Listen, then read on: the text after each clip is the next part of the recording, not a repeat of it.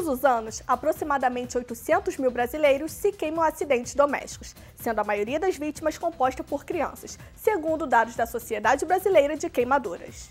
E é na cozinha que geralmente esses problemas acontecem, e não são os únicos. Há diferentes tipos e formas de queimaduras.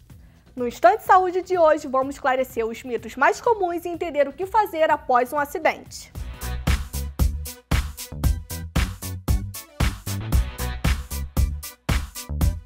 São lesões teciduais, são lesões da pele, causada por agentes específicos. A maioria dos agentes causadores são os agentes térmicos, mas as queimaduras mais graves são causadas por agentes químicos, agentes elétricos e agentes radioativos. E as queimaduras mais comuns, inclusive são as lesões menos graves, são as queimaduras que ocorrem no ambiente doméstico. A maioria das queimaduras são queimaduras de leve gravidade. Apenas 3 a 5% das queimaduras a gente pode considerar como sendo queimaduras graves. Então, para cuidar de uma queimadura, a primeira coisa que você tem que definir é qual foi o agente causal. O que causou essa queimadura? Foi um agente térmico, como água quente, um ferro de passar, uma chapa, um forno elétrico, um forno a gás. Isso é no caso dos agentes térmicos, propriamente dito. As queimaduras elétricas, vai depender, obviamente, da voltagem, da descarga que o indivíduo recebe para, de alguma forma, caracterizar a profundidade. São queimaduras que a gravidade delas está muito mais relacionada à profundidade do que a extensão propriamente dita. E as queimaduras radioativas, de um modo geral, a mais comum são as queimaduras causadas pelo sol, pela radiação solar, que são menos graves, mas que podem se tornar queimaduras graves de acordo com a extensão da superfície corporal que atingiu e a profundidade da pele comprometida nesse sentido.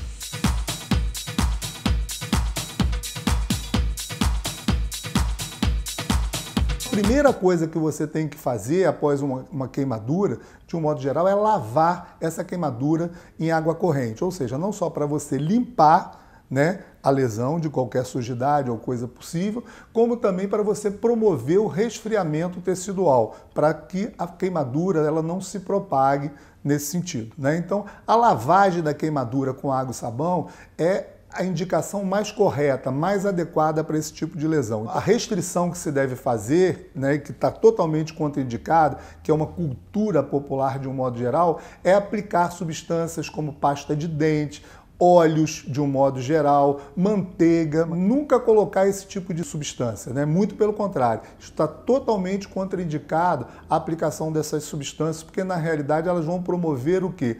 Até uma infecção nesse local.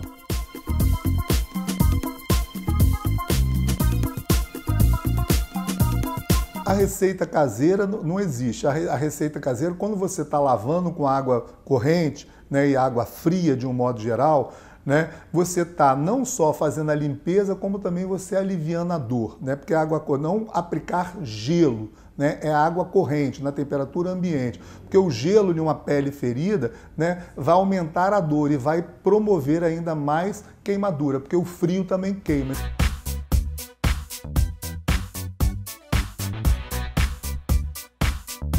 Nas queimaduras mais comuns e pequenas extensões, não há necessidade. Só o tratamento caseiro, ou seja, a limpeza da ferida com água e sabão, a limpeza da ferida com solução fisiológica, já é o suficiente, que o próprio organismo vai produzir o processo cicatricial em um período de tempo muito curto, em média de até 3 a 4 dias.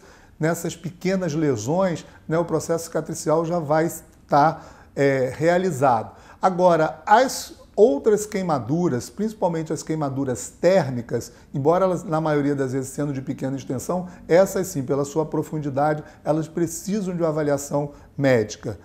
E as queimaduras de maior extensão, entendendo aí aquelas queimaduras que comprometem mais de 10% da superfície corporal, ou até em menor quantidade, em menor extensão, como no caso das queimaduras de segundo grau, imediatamente o atendimento médico. Você pode conferir um conteúdo exclusivo produzido pela equipe da TV UVA sobre como diferenciar os tipos de queimaduras e prevenir acidentes.